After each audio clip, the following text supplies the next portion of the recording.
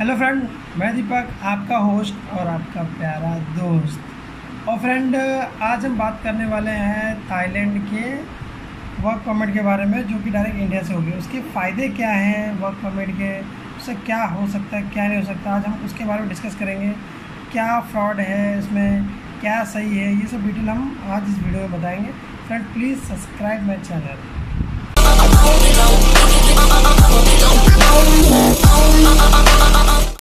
Friend, आज हम बात करने वाले हैं थाईलैंड के वर्क परमिट के बारे में। वैसे तो मैंने वीडियो पहले भी बनाया है थाईलैंड के वर्क परमिट नॉन-वी के बारे में, बट मैं आपको आज कुछ दिखाना भी चाहता हूं और आपको अच्छे से समझाना चाहता हूं कि थाईलैंड का वर्क परमिट क्या है, उसमें क्या फ्रॉड है, क्या गुड है, वर्क परमिट के फ़ायदे क्या हैं, नुकसान क्या है, वो सब मैं आपको इस वीडियो में बताता हूँ। फ्रेंड, सबसे पहले मैं आपको बता दूँ, मेरे आज वीज़े लगे हैं। हालांकि थाईलैंड के नॉन-वी वीज़े मेरे यहाँ से आपको हमेशा मिलेंगे लगते हुए, जो कि वर्क परमिट वीज़ा होता है। नॉन-वी आप देख सकते हो, अगर आप देख सकते हो तो देख रहे हो थाईलैंड का वर्क परमिट। यानी पहले नॉन-वी होता है, इंडिया का कभी भी डायरेक्ट वर्क परमिट नहीं होता, पहले नॉन-वी वीज़ा होता है 3 मंथ का, फिर वहाँ जाके वर्क परमिट होता है वो। इसके फ़ायदे क्या हैं? सबसे पहले मैं आपको बता दूँ, हम थाईलैंड के लो क्लास में नहीं आते, हम आते हैं हाई क्लास में। ये जो वीज़ा होता है ये होता है इन्वेस्टमेंट वीज़ा। यानी जैसे फॉर एग्जांपल मैंने इन्वेस्ट किया है और मैं दिखाऊंगा ये मेरा पार्टनर है जिसने पैसे लगाए हैं, या फिर मेरी कंपनी है, ठीक है, इसमें ये काम कर रहा है, जिसमें इंडियन की सैलरी स्टार्टिंग होती है कम से कम 35,000 बाट। अगर आपका वर्क परमिट है तो यानी वो उन्होंने दिखाया है कि आपकी 35,000 बाट सैलरी है। इससे आपका फ़ायदा ये होता है कि अगर आप फ्यूचर में अगर वर्क परमिट अगर फ्यूचर में अगर आप US, Canada, Schengen, Japan, Korea का वीज़ा अप्लाई करते हो तो आराम से मिल जाता है, क्योंकि हम हाई क्लास वीज़ा में आते हैं। ये एक फ़ायदा है वर्क परमिट का। दूसरा मैं आपको बता दूं फ्रेंड, आपको मार्केट में बहुत मिलेंगे जो बोलेंगे कि आप वहाँ से टूरिस्ट वीज़ा लेके आ जाओ या ऑन राइवल लेके आ जाओ, हम यहाँ पे आपको जॉब पे लगा के वर्क परमिट कर देंगे। तो friend, it's not possible at all. आप वो छोड़ देना, ठीक है। आपको ये भी बोलेंगे कि आप टूरिस्ट में आ जाओ, टूरिस्ट में वीज़ा कन्वर्ट होते हैं, लेकिन वो आपको बोलेंगे हमको $1,000 में करवा देंगे या 50,000 बाट आप दे देना, हम कर देंगे। ऐसे टोटली फेक।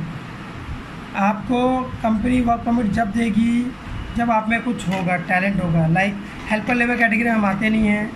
इंजीनियर, डॉक्टर जो हैं वो बड़ी उसमें जाएंगे, तो वो तो पैसा लेंगे नहीं, वो तो फ्री में करके देंगे अगर उनको करना है तो। लेकिन उसके लिए आपको इंटरव्यू अटेंड करना पड़ता है, जो ऐसा कुछ यहाँ के एजेंट करते नहीं हैं।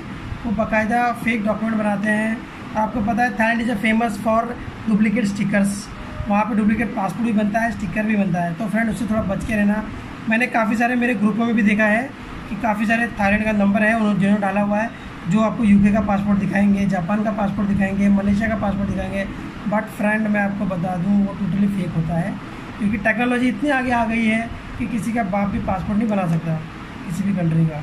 बट आपको पता है सीधे साधे कैंडिडेट होते हैं, वो फंस जाते हैं। फंसते क्या है, वो अपना थोड़ा सा ज़्यादा दिमाग लगा लेते हैं। तो फ्रेंड, सबसे इम्पॉर्टेंट थिंग इस फ्रॉड से बचो।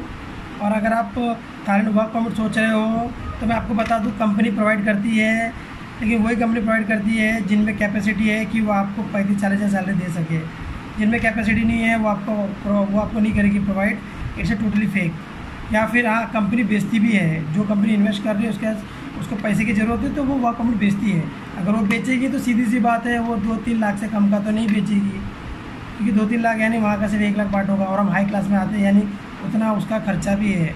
वो थोड़ा बहुत खर्चा करेगा तो निकलेगा, तो वो भी कमाएगा, जो एजेंट है वो भी कमाएगा, तो वो 2-3 लाख का तो बनेगा ही बनेगा।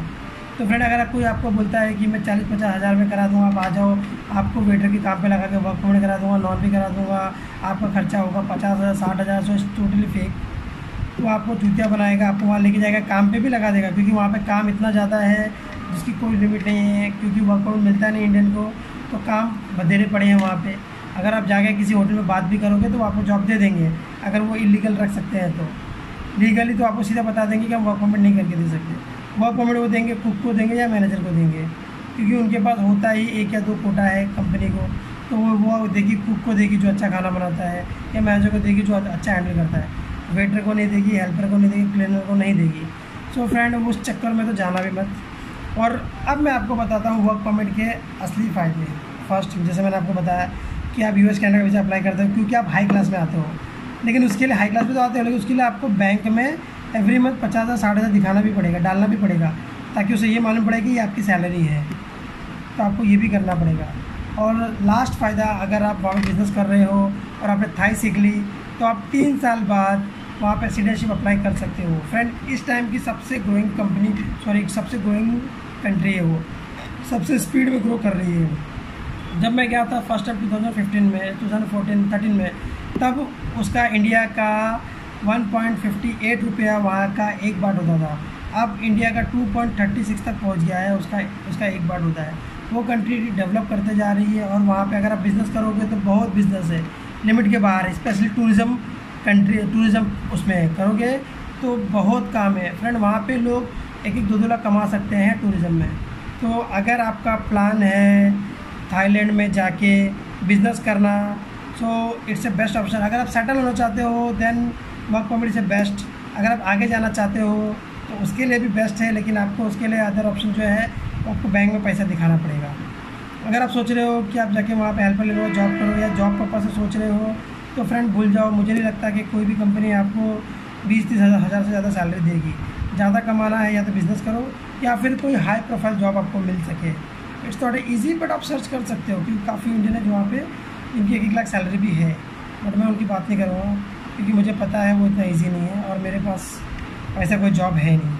सो फ्रेंड, प्लीज़ अगर आपको मेरा वीडियो अच्छा लगा तो सब्सक्राइब करो, लाइक करो, कमेंट करो, और आपको लगता है इसमें कुछ कमी है तो प्लीज़ कमेंट ज़रूर करना ताकि मैं उसको रेक्टिफाई कर सकूँ।